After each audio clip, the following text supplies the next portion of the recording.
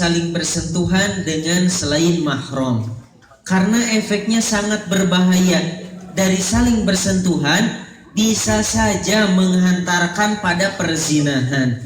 Contohnya ketika AA dan Tete sedang berkumpul, bercampur, sedang ikhtilat bercampur, sedang sibuk-sibuknya mengurusi sesuatu, paciwul kurang kontrol,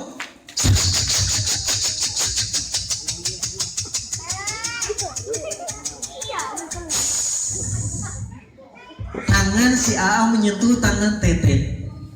Kata si AA, aduh meni lemes.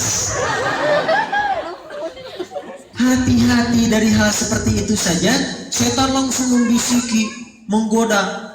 Yang salahnya kalau dilanjutkan chattingan, janjian, na'udzubillah jika terjadi perzinahan, na'udzubillahi min dzalik.